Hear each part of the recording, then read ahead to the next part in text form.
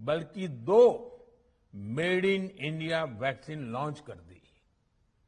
हमारे देश ने, देश के वैज्ञानिकों ने ये दिखा दिया कि भारत बड़े बड़े देशों से पीछे नहीं है।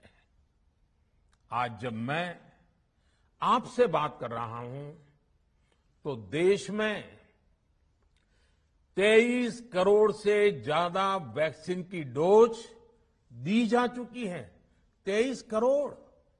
साथियों, हमारे यहां कहा जाता है, विश्वासेन सिद्धिः, विश्वासेन सिद्धिः, अर्थात हमारे प्रयासों में हमें सफलता तब मिलती है जब हमें स्वयं पर विश्वास होता है।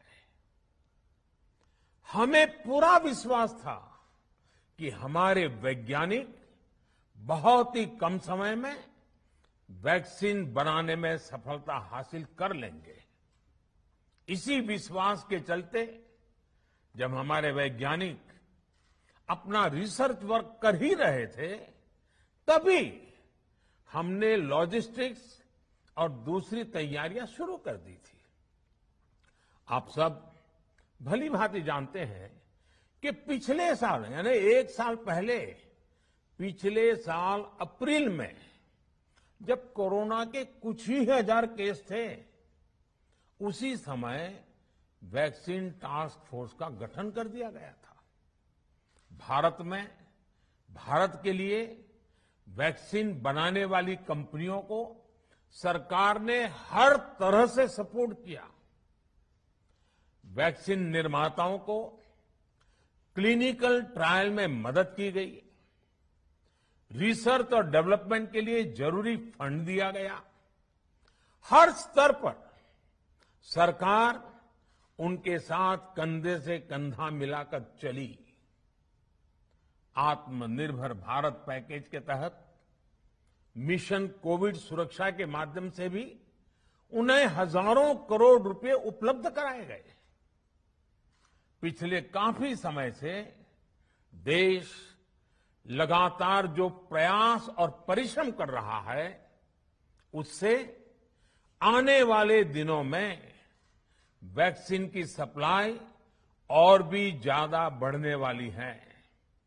आज देश में 7 कंपनियां विभिन्न प्रकार की वैक्सीन का प्रोडक्शन कर रही है। 3 और वैक्सीन का ट्रायल भी एडवांस स्टेज पे चल रहा है। वैक्सीन की उपलब्धता बढ़ाने के लिए दूसरे देशों की कंपनियों से भी वैक्सीन खरीदने की प्रक्रिया को तेज किया गया है। इधर हाल के दिनों में कुछ एक्सपर्ट्स द्वारा हमारे बच्चों को लेकर भी चिंता जताई गई है। इस दिशा में भी 2 वैक्सीन का ट्रायल तेजी से चल रहा है। इसके अलावा अभी देश में एक नेजल